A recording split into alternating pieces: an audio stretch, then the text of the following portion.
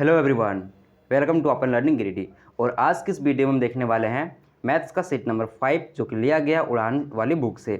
और ये क्लासेस चल रही है झारखंड सीजीएल जिसका एग्जाम होने वाला है दिसंबर में। मैंने आपको पिछली क्लास में यानी कि सेट नंबर 4 में एक क्वेश्चन पूछा हुआ था। ऐसा करके कुछ क्वेश्चन था, जैसे कि मान लीजिए 40 60 ऐसे करके, और यहाँ से मैं 6 से डिवाइड कर रहा था इसको। मैंने पूछा कि 6 से यहाँ पे डिवाइड क्यों नहीं कर सकते हम लोग।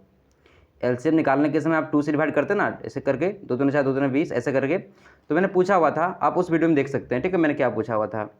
लेकिन कोई बच्चे ने उनका जवाब नहीं दे पाया। बहुत लोगों ने वीडियोज़ को देखा है लेकिन किसी ने जवाब नहीं दिया, और ना ही कुछ फिर से कमेंट किया कि सर मुझे समझ में नहीं आया। आप लोग क्या कर रहे हैं, आप खुद से पूछिए कि आपको जॉब पाना है। आपको खुद से पूछ रहा है कि आपको जॉब पाना है। अगर जॉब पाना है तो दिन रात लगो, तभी जॉब मिलने वाली है, क्योंकि बहुत लोग कंपटीशन में हैं, है ना। फिर नहीं तो ज़िंदगी भर बोलते रह जाना कि एग्ज़ाम नहीं होने वाला है, एग्ज़ाम नहीं होने वाला है, एग्ज़ाम नहीं होता है। एग्ज़ाम अगर दिसंबर में होने वाला है, और जिसे भी जॉब लेना है, जो भी इस वीडियो पे क्लिक करता होगा ना, उसे जॉब लेना ज़रूरी होगा। अदरवाइज़ कोई ऐसे वीडियो में क्लिक करेगा ही नहीं। ये पढ़ाई वाला वीडियो पे कोई क्लिक करेगा ही नहीं। और अगर आप क्लिक करके देख करके छोड़ रहे हैं, पूरा आप सॉल्व नहीं कर पा रहे हैं, तो आप गलती खुद पे कर रहे हैं। एग्ज़ाम के बाद आप पछताएंगे कि मेरा कुछ नंबरों से छूट गया। मैथ और रीजनिंग आपको पूरा सिलेक्शन दिलाने वाला है। 60 मैथ में अगर आप चाहें तो आप 20 आउट ऑफ 20 ला सकते हैं, है ना। लेकिन आप जीके की बात करें ना, कभी 20 ऑफ 20 आप नहीं ला सकते हैं। कोई बच्चा ला सकता होगा, वो अलग बात है, एक्सेप्शन 1-2 होता है। लेकिन कभी जीके, आपका जीके झारखंड जीके या साइंस वगैरह में, साइंस में आ सकता है, लेकिन और ज़्यादा जीके है उसमें कभी भी 20 ऑफ 20 नहीं आएगा अगर मैथ में। लेकिन आप 20 ऑफ 20 ला सकते हैं। तो आप पे डिपेंड है आपको क्या करना है ना। अगर आपने वीडियो को शुरू कर लिया होगा, यहाँ तक देख लिया होगा, और अगर आपको जॉब पाना है तो आप पूरा वीडियो देखें। अगर आप खुद पूरा वीडियो नहीं देख पाते तो आप क्या कर पाइएगा, ये आपको खुद सोचना है, ठीक है। आपकी क्या एफिशिएंसी है, आपकी क्या कर सकते हैं, आप एक जॉब ले पाएंगे या नहीं ले पाएंगे, ये आपको खुद सोचना है। चलिए शुरू करते हैं, ज़्यादा बकवास नहीं करते हैं। आपसे ज़्यादा, मेरे से ज़्यादा आप समझदार होंगे, है ना। बहुत लोग मेरे से अधिक उम्र के देखते हैं वीडियोज़, है ना। तो कोई बात नहीं, चलिए देखते हैं और शुरू करते हैं आज की क्लासेस, ठीक है। क्वेश्चंस अच्छा होने वाला है। एक बात आप देख लीजिए, 20 क्वेश्चन यहाँ पे है ना, उसमें से 3 ही क्वेश्चन हार्ड होगा या 4 ही क्वेश्चन हार्ड होगा। बाकी जो 16 क्वेश्चन होगा ना, वो पूरा इजी वाला क्वेश्चन होगा। तो कहीं भी आपको बीच में अगर हार्ड वाला क्वेश्चन मिल गया तो आप वहाँ पर डराइएगा नहीं। एग्जाम में हमारा क्या होता है, मतलब क्वेश्चन बनाने का तरीका, पहले हम लोग इजी वाला क्वेश्चन कर लेते हैं। लेकिन यहाँ पे हम एग्ज़ाम नहीं दे रहे हैं, मैं आपको यहाँ पे पढ़ा रहा हूँ, इसलिए मैं सीरीज़ से आपको क्वेश्चन करवाता हूँ, ठीक है। जब टाइम लास्ट बचेगा ना, मैं उस टाइम दिखाऊंगा आपको कैसे सेट को सॉल्व करना है। लेकिन अभी आपको क्या करना है, अभी जिस तरह मैं पढ़ाऊंगा वैसे पढ़ना है। और कहीं पे भारी क्वेश्चन आ गया तो आपको डरना नहीं है कि भारी क्वेश्चन आ गया, मेरे से नहीं बनेगा, हम वीडियो को क्लोज कर देते हैं। ऐसा आपको कभी नहीं करना है, और आप करेंगे तो खुद अपने पैर पर कुल्हाड़ी मारेंगे, और क्या, ठीक है। अभी तो कुल्हाड़ी मारते रहे होंगे, कितना साल बीत गया एग्ज़ाम को मतलब होने के लिए, फिर भी आप लोग ध्यान नहीं दे रहे। चलिए पढ़ते हैं, क्या बोला जा रहा है। 20% अल्कोहल की शक्ति वाले 5 लीटर अल्कोहल पानी के विलयन में से 2 लीटर विलयन निकाल लिया जाता है। क्या किया, एक 100% विलियन है, ठीक है। 100% में मतलब 5 लीटर का विलियन है। इससे क्या किया गया, इसमें 20% अल्कोहल है और 80% क्या हो जाएगा, तब पानी हो जाएगा। जब ये 20% है तो पानी खुद हो जाएगा क्या, 80%, है ना। तो क्या किया गया है, इस 5 लीटर वाला जो सॉल्यूशन है ना, इसमें से 2 लीटर निकाल लिया गया। मतलब कितना लीटर हमारे पास बच गया, 3 लीटर बच गया। और ये 3 लीटर में आपका, 3 लीटर में भी आपका 20% क्या होगा, एल्कोहल होगा, है ना। और इसमें क्या होगा, 80% वाटर होगा। जिस तरह से 5 लीटर वाले में अगर मान लीजिए आपकी मम्मी आपको 1 गिलास दूध दे रही पीने के लिए, तो आधा गिलास का टेस्ट जिस तरह आएगा उसी तरह पूरा गिलास का टेस्ट आएगा। तो सेम यहाँ पर 2 गिलास अगर कम कर दिए, 2 लीटर गिलास पानी कम मतलब सॉल्यूशन कम कर दिए, तो भी टेस्ट वही आएगा। मतलब 20% क्या रहेगा, अल्कोहल, और 80% वाटर रहेगा, ठीक है। लेकिन फिर क्या बोला जा रहा है कि 2 लीटर पानी डाल दिया, ऊपर से क्या किया, इसमें 2 लीटर पानी डाल दिया। तो टोटल सॉल्यूशन कितना हो गया, 5 लीटर हो गया। टोटल सॉल्यूशन कितना हो गया, 5 लीटर हो गया। तो पूछ रहा नए विलियन में अल्कोहल की शक्ति क्या होगी, मतलब अल्कोहल की परसेंटेज क्या होगा। तो अगर अल्कोहल की परसेंटेज निकालना है तो कितना अल्कोहल ये निकालना पड़ेगा, और नीचे में क्या निकालना पड़ेगा, मुझे टोटल सॉल्यूशन निकालना पड़ेगा, और इसको 100 से मल्टीप्लाई करना पड़ेगा। यहाँ पर देखिए ये टोटल सॉल्यूशन हम निकाल चुके हैं 5 लीटर, हमें सिर्फ निकालना है कि अल्कोहल की मात्रा कितनी है। तो क्या किया गया था, 3 लीटर हमारे पास बचा हुआ था सॉल्यूशन, तो 3 लीटर में क्या होगा, 20% अल्कोहल होगा। और ऊपर से आप पानी डाल दिए तो पानी की मात्रा बढ़ेगा, अल्कोहल का मात्रा नहीं बढ़ेगा। मतलब 3 लीटर में जितना अल्कोहल रहेगा उतना 5 लीटर में अल्कोहल रहेगा। तो आप 3 लीटर का 20% आप निकाल लें तो 20 × 100 यानी कि 3/5 और काटेंगे इसको 0.5 मतलब 0.6 आ गया आपका क्या, अल्कोहल की मात्रा आ गई उस सॉल्यूशन में। और 5 लीटर हमारा टोटल सॉल्यूशन हो गया है। और इसको 100 से क्या करेंगे, मल्टीप्लाई करेंगे। तो यहाँ से इसको कटेंगे, 5 दूना 10, कितना आ गया 20, 6 दूना 12 और 120 और यहाँ पे पॉइंट लगेगा तो क्या हो जाएगा हमारा 12 लीटर, यानी कि 12% हो जाएगा हमारा। ठीक है, लीटर नहीं होगा, 12%। ठीक है, आपको समझ में आया होगा। मैंने आपको समझाने का बहुत ही प्रयास किया, अच्छा अच्छे तरीके से, आसानी तरीके से और शॉर्टकट में। ठीक है, चलिए आगे देखते हैं। एक गाँव में लड़कों और लड़कियों की संख्या का अनुपात कितना है, 3:2 है ना। मतलब 3 है बॉयज़ और 2 है गर्ल्स। ठीक है, याद रखना कि अधिक वाला क्या है, लड़के हैं, और कम वाला लड़कियां हैं। ठीक है, उसमें से 30% लड़के और 70% लड़कियां किसी परीक्षा में बैठे हैं, परीक्षा मतलब देने के लिए बैठे हैं। तो बोला गया है परीक्षा में बैठने वाले और ना बैठने वाले का अनुपात निकालना है। तो क्या करिए, ऐसे क्वेश्चन में आप क्या करेंगे ना, इस तीन का 300 बना देंगे और 2 का क्या बना देंगे 200। कोई दिक्कत नहीं, रेशियो में तो 100 से मल्टीप्लाई कर सकते हैं। कि ऐसा मैंने क्यों बनाया, क्योंकि 30% 70% निकालना आसानी होगा। तो 300 का 30% कितना होगा, 30% लड़का एग्जाम में बैठा हुआ है और 70% लड़कियां बैठी हुई। तो 300 का 30/100, देखिए 2 0 कट के 3 3 9, मतलब क्या हो जाएगा 90। इसी तरह 200 का कितना निकालना पड़ेगा, 70%, तो ये 2 0 कट जाएगा, 7 दूनी 14, 140 आ जाएगा। आप निकाल के देखिएगा, इतना ही आएगा। ठीक है, और फिर कितना नहीं बैठा, तो 30% अगर एग्जाम में बैठ गया तो 70% बच्चा क्या होगा, 70% लड़का क्या होगा, 70% नहीं बैठेगा। तो 300 का 70% क्या हो जाएगा, 210 हो जाएगा। ठीक है, और इसी तरह से 70% लड़कियां एग्जाम में बैठ गई तो 30% लड़कियां नहीं बैठेगी। तो 200 का 30% निकालेंगे तो 60 आएगा। ये रेशियो हमारा आ गया है। और 9 4 कितना हो जाएगा, 140 और 90 हो जाएगा 230। और यहाँ पर हमारा हो जाएगा नीचे में 270, यहाँ से कट गया, कितना आ गया 23:27। 23:27, ये वाला हमारा आंसर सही होगा। इतने लड़के एग्जाम देने बैठ गए हैं और इतने एग्जाम देने के लिए नहीं बैठे। मतलब टोटल बच्चे में से 23 बच्चा क्या हो गया, एग्जाम देने बैठ गया और 27 बच्चा एग्जाम देने नहीं बैठ गया। इस तरह से हमारा आंसर आ चुका है। आगे देखते हैं 53 नंबर क्वेश्चन। लाइट चली गई है, मैं कैमरा को ऑफ कर देता हूँ, 1 सेकेंड। लाइट का प्रॉब्लम होता है इस टाइम, हर दिन लाइट कट जाता है ना। एक घन के फलक का परिमाप कितना है, 20 सेंटीमीटर है। घन क्या होता है ना, घन की जो चारों भुजाएं होती है ना, मतलब सभी जो विमाएँ होती है, 3 विमाएँ, तीनों क्या होती है, बराबर होती है। तो एक विमा को भी हम लोग एक देख लेंगे, उसके ऊपर वाला क्या बोला, एक फलक हम लोग ले लिए।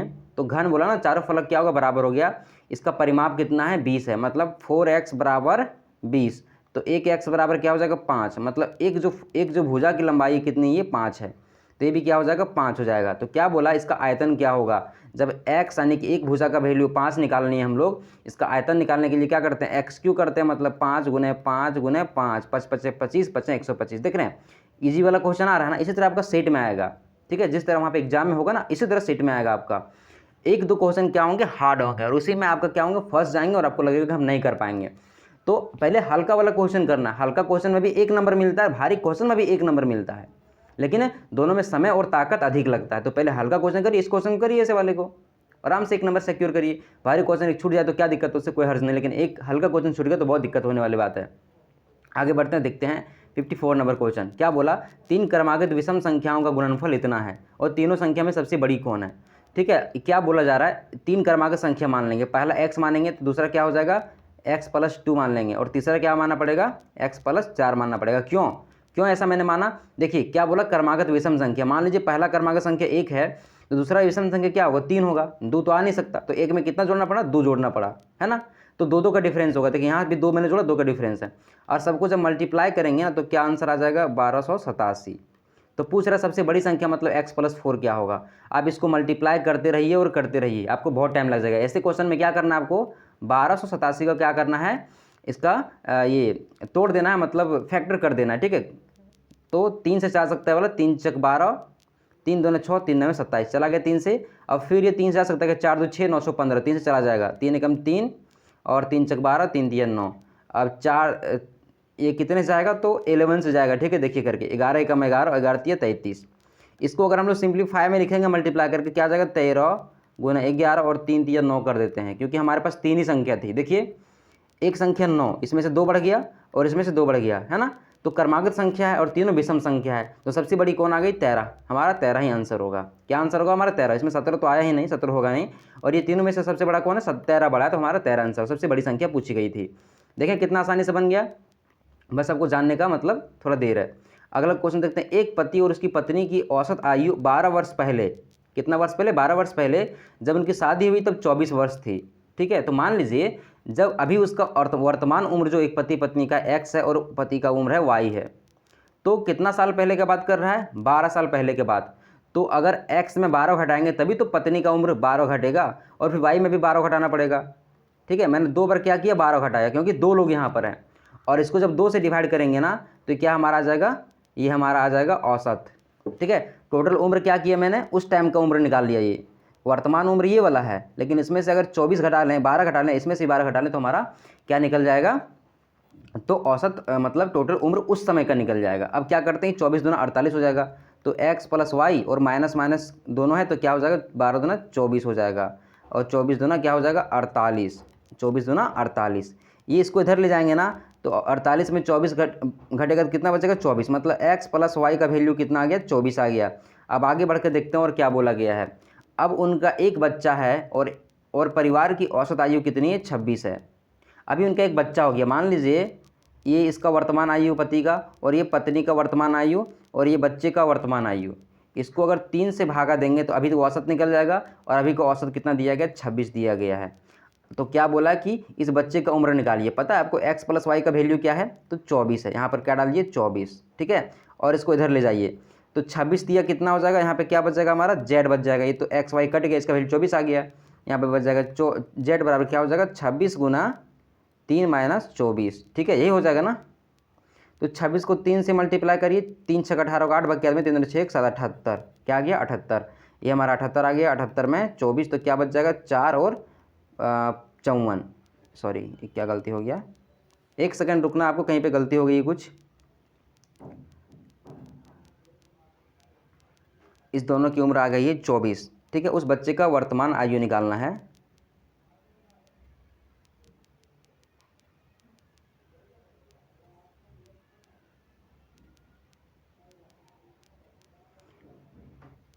शुरू से चेक करते हैं एक बार। ठीक है, एक पति और उसकी पत्नी की औसत आयु कितनी? 12 वर्ष पहले थी। तो x प्लस माइनस 24, और यहाँ पे 2 से मैंने भागा किया था, तो आ गया यहाँ पे 24 दूना 48। 48 में ये अच्छा यहाँ पे देखिए क्या हो गया था, ये 24 जब इधर जाएगा तो क्या हो जाएगा? ये प्लस में हो जाएगा, होगा ना। तो 48 नहीं होगा, यहाँ पे क्या हो जाएगा? 8 4 12 का 2 बकियात में 1, और 4 2 6 1 72 हो जाएगा। क्या हो जाएगा यहाँ पे? 72। तो यहाँ पे जो x प्लस वाई का वैल्यू क्या है? 72 है। क्या है? 72 है। ऐसा मिस्टेक आपसे भी कभी हो सकता है ना, तो आप सतर्क रहिएगा, भी देख करके यहीं से सीखिएगा। 72 यहाँ पे क्या आएगा? 72 आएगा। तो 78 में 72 क्या हो जाएगा? 6 वर्ष। क्या हो जाएगा हमारा आंसर? 6 वर्ष हो जाएगा। ठीक है, थोड़ी सी मिस्टेक हुई थी, कोई बात नहीं, और मिस्टेक तुरंत पकड़ा गया, लेट नहीं लगा। चलिए आगे देखते हैं क्या बोला गया। ए बी से एक त्रिभुज है, और ये पर क्या है? समकोण है। एक त्रिभुज बना लीजिए ऐसे करके, और यहाँ मैंने समकोण बनाया, तो यहाँ पे ये लिखेंगे, और यहाँ पे बी लिख देते हैं, और यहाँ पर सी लिख देते हैं, क्योंकि ए पर समकोण था। क्या बोला? एक लंब AD, एक लंब क्या खींचा गया? AD किस पर? BC पर। ये जो BC है ना, ये BC हमारा है। चलो कोई बात नहीं, BC पे एक लंब खींचा गया, क्या? AD एक लंब खींच दिया गया। यदि BC का वैल्यू 8 है, ये जो BC पूरा है ना, इसका वैल्यू कितना? 8 है, तथा AD का वैल्यू 3 है। ये जो AD है ना, इसका वैल्यू 3 है। तो पूछ जा रहा है कि AB और AC का निकालिए, मतलब ये जो AB है और AC है, दोनों का वैल्यू पूछा जा रहा है। आप कैसे निकालेंगे? आप चक्कर खा जाएंगे, लेकिन बहुत ईजी क्वेश्चन है। आप देखिए यहाँ पर, इसको अगर आधार मान लें और इसको ऊंचाई मान लें, ठीक है, इसको आधार इसको ऊंचाई मान लें, इसका क्या हो जाएगा? क्षेत्रफल। तो 1/2, और आधार कितना हमारा है? BC मान लिए अभी हम लोग, तो 8, और ऊंचाई 3 हो गया ना। दूसरी बार क्या करें आप, इसको मान लें ऊंचाई और इसको मान लें आधार, तो क्या हो जाएगा? 1/2, और ऊंचाई क्या हो गया हमारा? AC, और ये हमारा जो बेस है कितना हो गया? AB। तो दोनों तरफ से क्या किया मैंने? निकाल लिया क्षेत्रफल। तो एक ही त्रिभुज का क्षेत्रफल अगर हम लोग निकालते हैं दो तरीके से, दोनों क्या होगा? बराबर होगा। यहाँ से ये कट जाएगा और ये कट जाएगा, और AB और AC पूछा गया था, देखिए यहाँ पर, तो क्या हो जाएगा वैल्यू? 8 तिया 24। 8 तिया 24। बहुत ईजी क्वेश्चन था, ठीक है, आसानी से बन गया। अगला क्वेश्चन देखते हैं।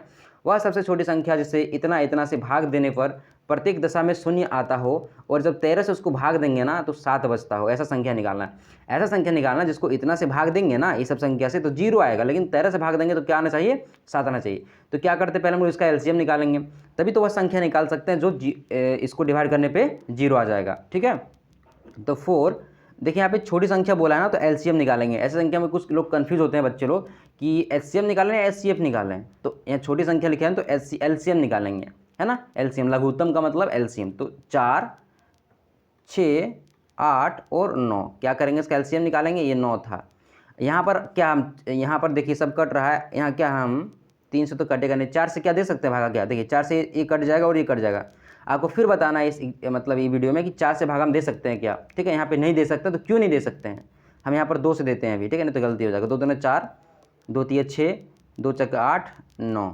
ठीक है, आगे देखते हैं। 2 से कट जाएगा, 2 एकम 2, 3 और 2 दूनी 4 और 9, है ना। और यहाँ पे 3 देंगे, 3 एकम 3, 2 और 3 तिया 9, इतना ही कटेगा। 3 दूनी 6, 6 तिया 18 और 18 इधर 4, 18 चक 72। एलसीएम कितना है 72, मतलब 72 को अगर ये सबसे भागा करेंगे ना तो क्या आ जाएगा हमारा, 0 आ जाएगा शेषफल। लेकिन देखते हैं इसको 13 से भागा करके क्या हमारा 7 बचता है, तो 13 से भागा करेंगे, 13 पच्चा 65, क्या होता है 13 पच्चा 65, तो 72 में घटाएंगे 65 तो कितना आ जाएगा, 7 आ जाएगा, मतलब बच रहा है ना। तो हमारा आंसर क्या होगा, 7 बच रहा है, तो हमारा आंसर 72 ही होगा। अगर बाय द वे यहाँ पर अगर 7 नहीं बचता, यहाँ बच जाता 6, तो क्या करते 72 को 2 गुना करते, तो 72 दूना कितना होता है, 144 होता है। इस 44 को भागा करके देखते हैं 13 से क्या बचता है, 7। अगर इससे भी नहीं बचता ना तो इस 72 को क्या करते 3 से हम लोग मल्टीप्लाई करते हैं और फिर इस 13 से भागा करके देखते हैं कि क्या बचता है, 7। अगर फिर भी नहीं बचता तो ऐसे ही करते करते 3, 4, 5 करते करते आप देखते जाएंगे, 4 देखें यहाँ पे, क्यों, क्योंकि देखिए ये 72 संख्या पूरा कट जा रहा है, किससे, इस सब संख्या से। तो 72 गुना 4 भी पूरा संख्या क्या होगा, कट जाएगा इस सब संख्याओं से। इसलिए हम लोग 72 को पहले 1 गुना किए, 2 गुना, 3 गुना, 4 गुना करके देख रहे हैं और 13 से काट करके देख रहे हैं क्या 7 बच रहा है कि नहीं बच रहा है। तो हमारा आंसर तो आ चुका है, अभी हमारे कोई दिक्कत होने वाली बात नहीं है। आगे ऐसा वाला क्वेश्चन और आएगा। अभी हम लोग तो 5वीं सेट में आए हैं, अभी 10 सेट बाकी है ना, अभी 10 सेट बाकी है मेरे दोस्त। अगर आप अच्छी इसमें देखते हैं ना, आप अच्छे से वीडियो को देखेंगे ना तो 10 सेट में तुरंत करवा दूंगा। हो सकता है मैं एक दिन अल्टरनेट करवा रहा हूँ तो मैं डेली करवाने लगूंगा, लेकिन आप लोग देखेंगे तभी तो, आप लोग इंटरेस्ट जगाएंगे तभी तो। हाँ, आप खुद नहीं पढ़ेंगे तो आपका भी लॉस है और मेरा भी लॉस है। आप नहीं पढ़ेंगे तो आपका तो एग्ज़ाम निकलेगा नहीं, और प्लस में मेरा भी व्यूज़ है थोड़ा सा कम होगा ही। चलिए कोई बात नहीं, आगे देखते हैं। एक ग्राहक सेब की कीमत में इतना % वृद्धि करता है ना, तो 16 रुपया में 4 सेब कम खरीदता है, 16 रुपये में 4 सेब कम खरीदता है। ठीक है, अच्छा मान लीजिए यहाँ पर x संख्या और y संख्या, ये हमारा हो गया किलो और ये हमारा नंबर हो गया। ये x केजी सेब खरीदा था इतना रुपया में, और अगली बार क्या हुआ कि ये x केजी, ये केजी है और ये y बढ़ गया। अगर ये y बढ़ गया और आपको इसी संख्या के बराबर रखना है इसको, है ना, ये जो संख्या दोनों तरफ है, दोनों तरफ अगर बैलेंस रखना, ये हमारा y बढ़ रहा है तो इसको कम करना पड़ेगा x को, तभी ना होगा। तो यहीं से हम लोग देखेंगे अगर 33% दाम वृद्धि हो रहा है तो सेब जो हमारा संख्या है, सेब जो कम खरीदेंगे हम लोग।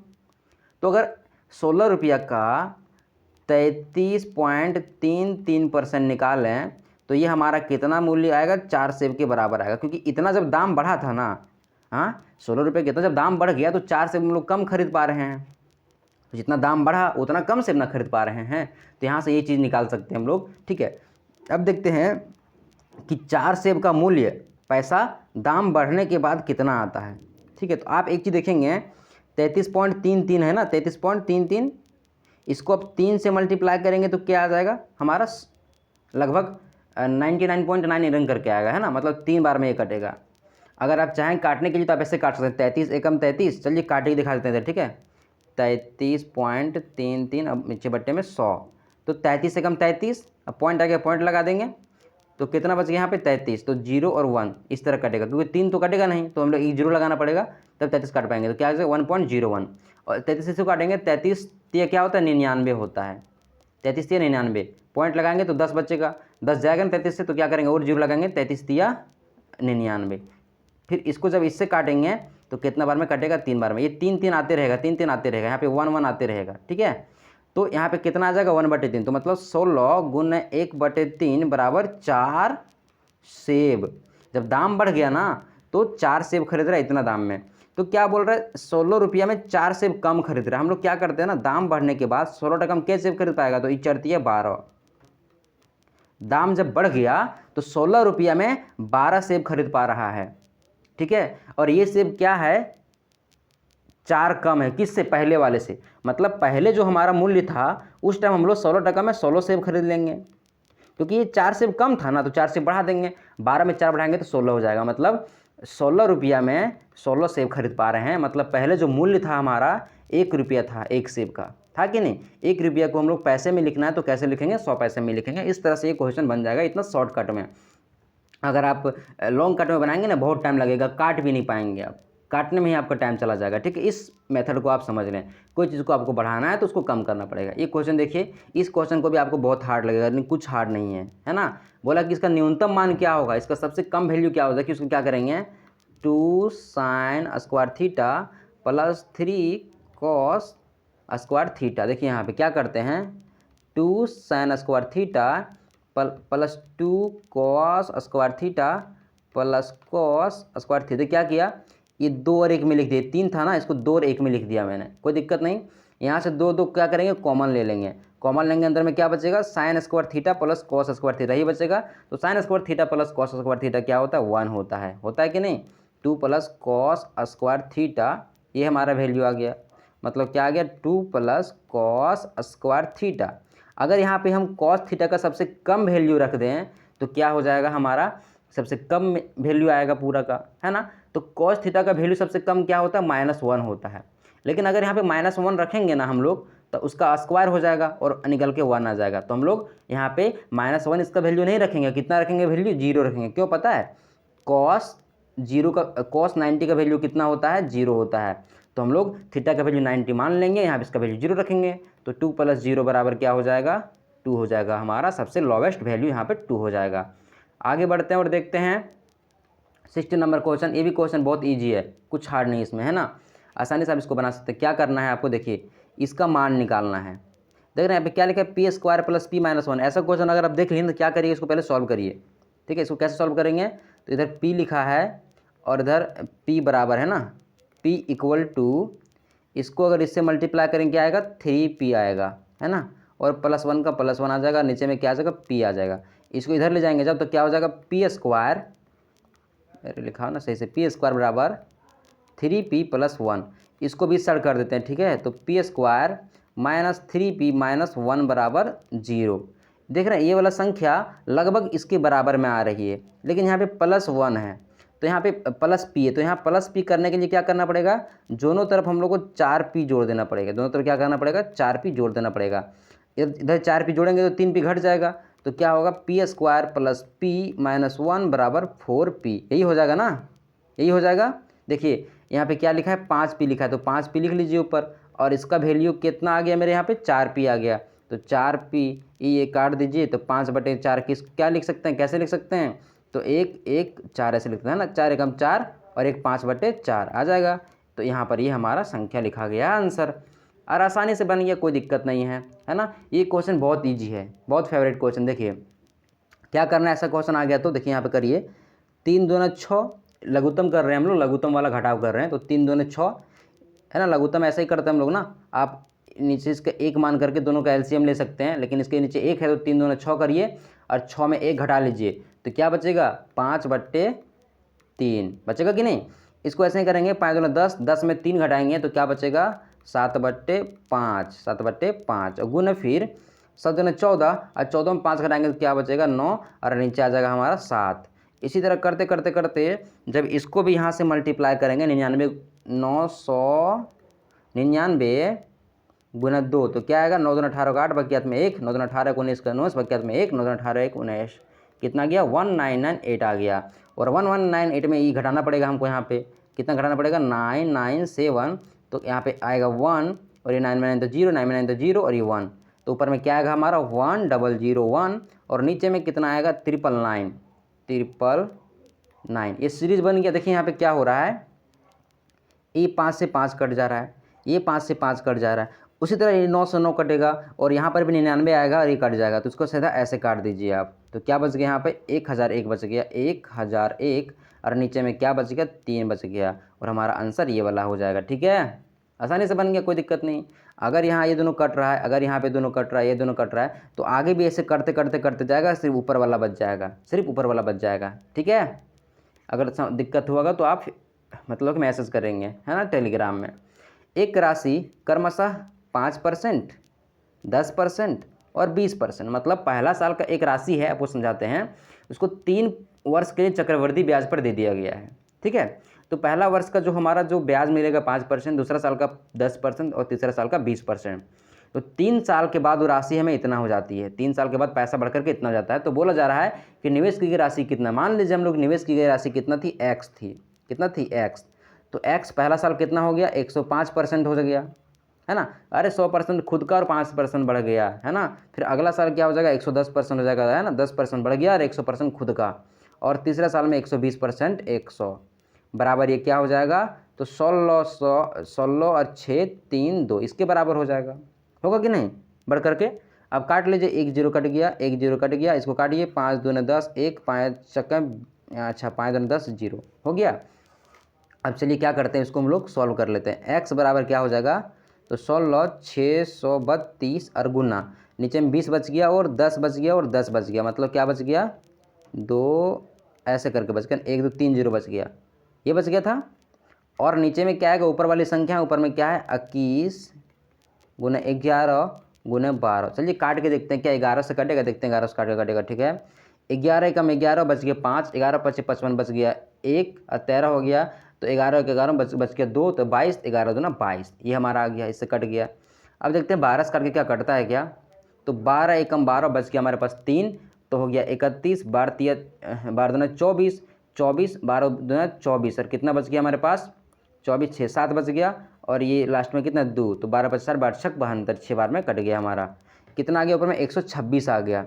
126 ये कटेगा कि, चलिए इसको आराम से काटते हैं, 7 3 21 और ये 7 एकम 7 और 5 7 8 56 कट गया, और 3 6 18, कितना हो गया ऊपर में 6 बच गया, और ये 2000 बच गया, तो 6 दूना 12 और 1000, कितना आ गया हमारा आंसर, 12,000 रुपया निवेश की गई थी, और 5%, 10%, 20% का जब ब्याज लगाया गया, तो 3 वर्ष के बाद ये पैसा 16,632 हो गया, है ना, 12,000 से बढ़ करके। अगला क्वेश्चन देखते हैं हम लोग, ये हम लोग का क्वेश्चन फेवरेट है, ये वाला क्वेश्चन आपको बहुत बार बता चुके हैं, और एग्जाम में भी जरूर आएगा ये।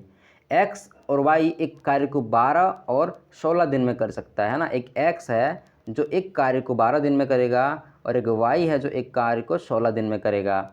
दोनों 3 दिन तक कार्य करते हैं। पहले क्या करते हैं, टोटल वर्क निकालते हैं, फिर हम लोग आगे पढ़ेंगे, ठीक है, ऐसे क्वेश्चन में।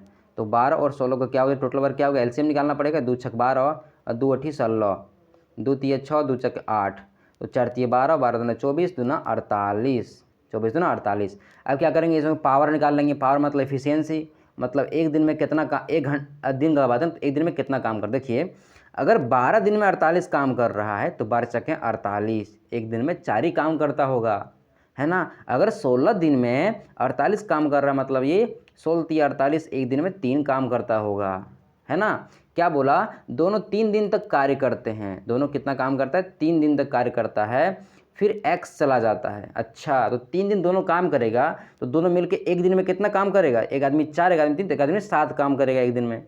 दोनों मिलकर के दिन में कितना काम करेगा, 7 काम। और कितना दिन तक काम किया, 3 दिन तक, मतलब कितना काम हो गया, टोटल 21 काम हो गया।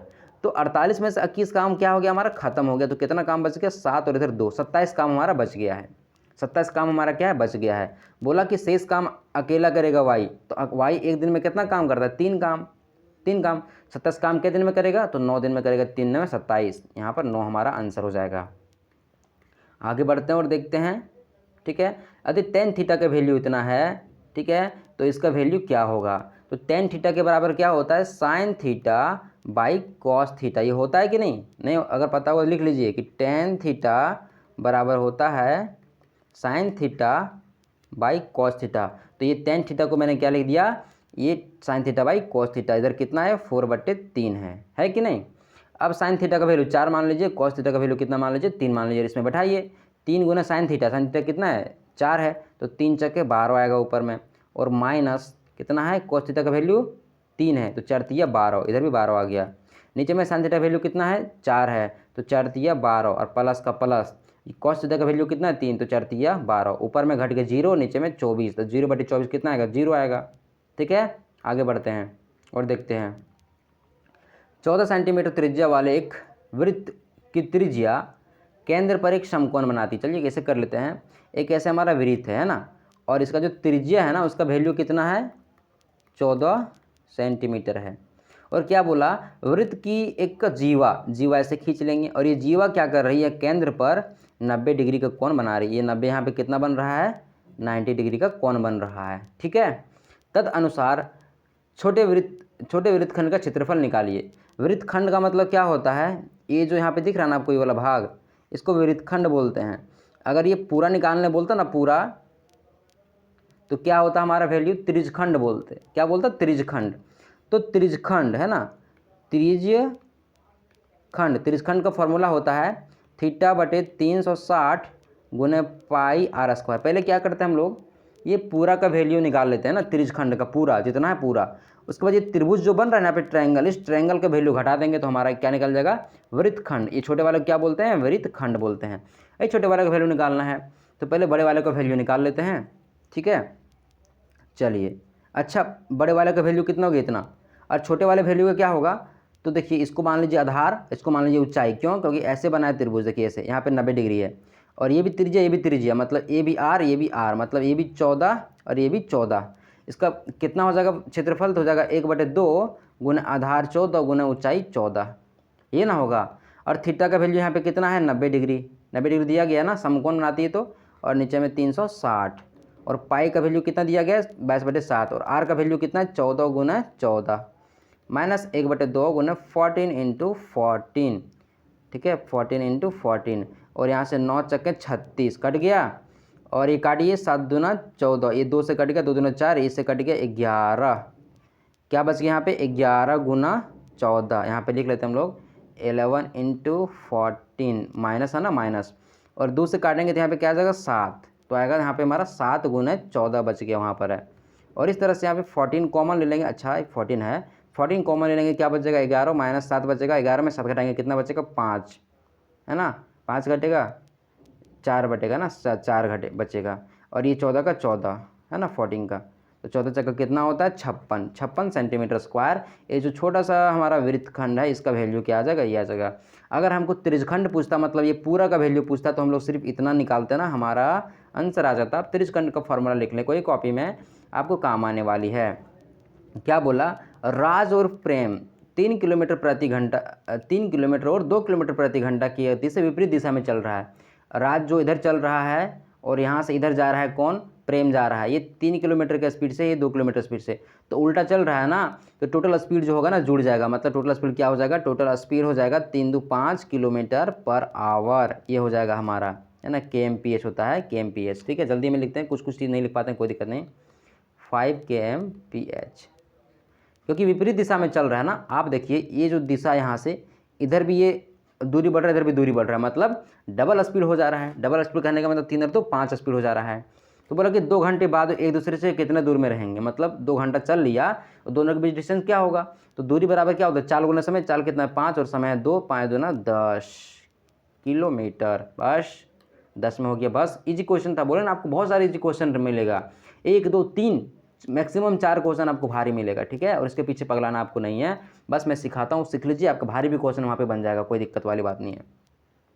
एक बेलन की आधार की त्रिज्या r है, एक बेलन है उसका त्रिज्या r और ऊंचाई कितना है h है, उसके दोगुने आयतन, है ना, यहाँ पे आयतन की बात कर रही है। जो छोटा सा बेलन था ना उसका डबल आयतन वाला जो एक बेलन है उसकी ऊंचाई सेम है, ऊंचाई भी क्या उतना h ही है, लेकिन त्रिज्या दूसरा है। मान लेते हम लोग उसकी उतनी ऊंचाई है लेकिन अन्य त्रिज्या है, त्रिज्या मान लेते हम लोग बड़ा R मान लेते हैं।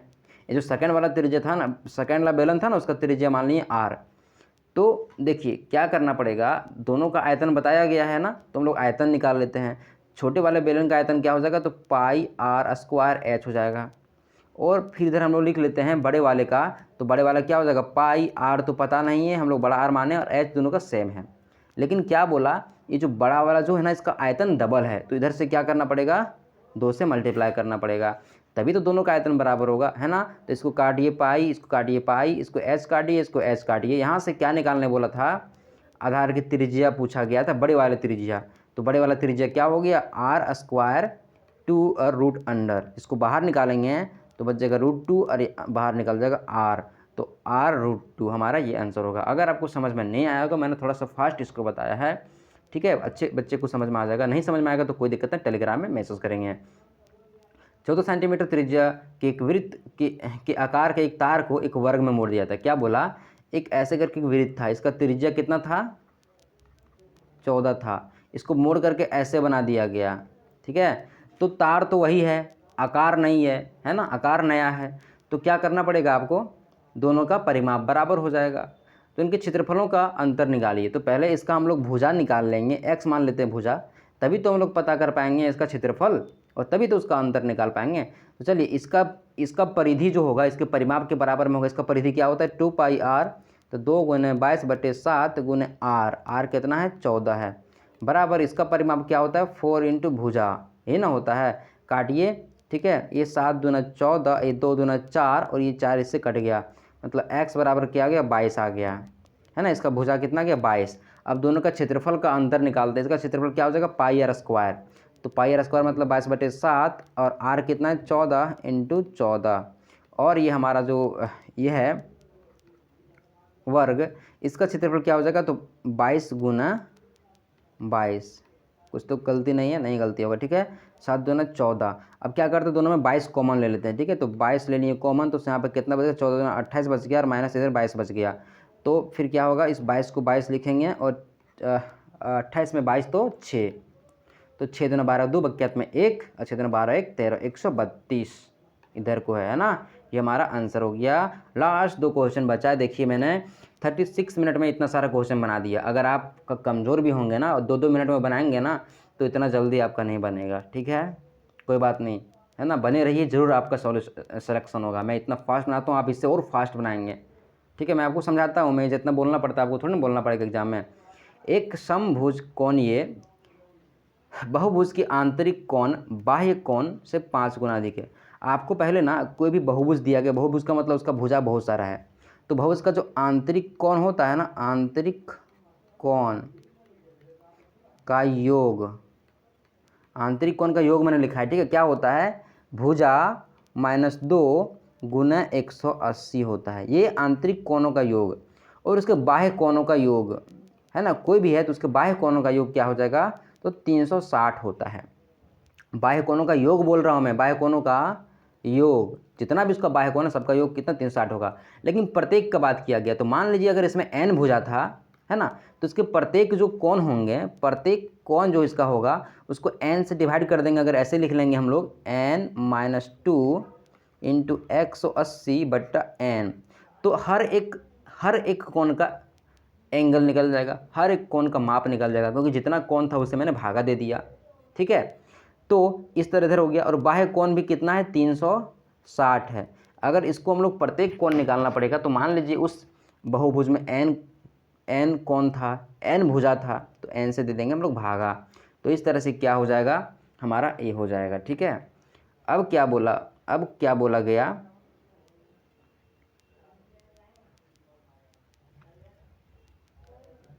ठीक है, चलिए क्या बोला गया कि एक समभुज कोणीय बहुभुज का आंतरिक कोण बाह्य कोण के बराबर है, तो आंतरिक कोण कितना हमारा, इतना था, और बाह्य कोण का 5 गुना है, बाह्य कोण का कितना, 5 गुना, मतलब इसको भी 5 से मल्टीप्लाई करना पड़ेगा, तभी दोनों बराबर होगा ना। ये 5 गुना है तो इसको भी 5 गुना बनाना पड़ेगा। चलिए नीचे से नीचे कट गया ये वाला चीज़, और आगे हम लोग देखते हैं 180 यहाँ पर गुना में है ना, यहाँ जाकर कहाँ चला जाएगा, भागा में, तो 180 इसको काटेंगे, 18 दूना 36, इस तरह से n-2 बराबर क्या हो जाएगा, 5 दूनी 10, और n बराबर क्या हो जाएगा, 12।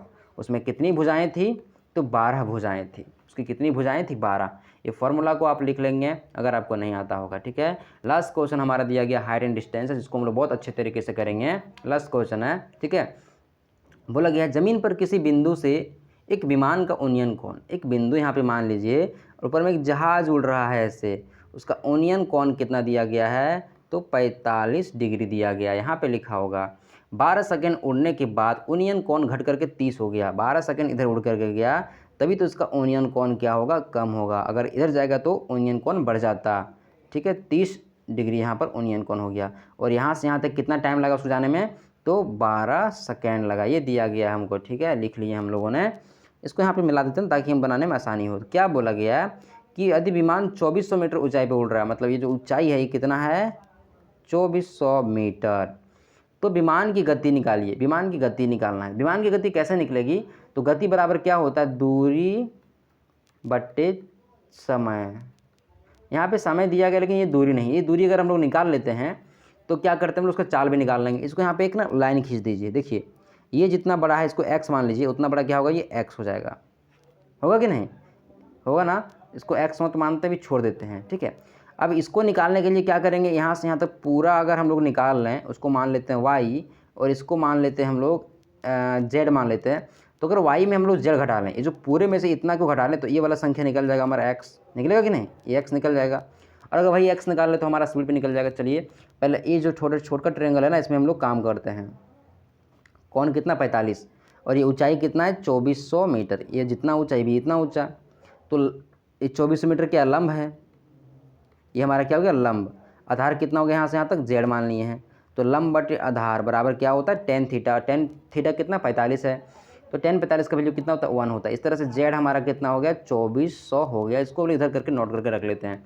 अगला ट्रायंगल में ये हमारा लंब होगा, ये हमारा क्या होगा, लंब होगा, और ये हमारा क्या हो जाएगा, आधार हो जाएगा। तो लंब हमारा कितना है, 2400, और आधार कितना है, y है। और एंगल कितना है, अब 30 बढ़ गया, देखिए 30 एंगल बन गया, छोटा है ना, छोटा एंगल 30 हो गया है। तो tan 30 का वैल्यू कितना होता है, 1/√3 होता है। इस तरह से y बराबर क्या हो जाएगा, 2400√3 हो जाएगा।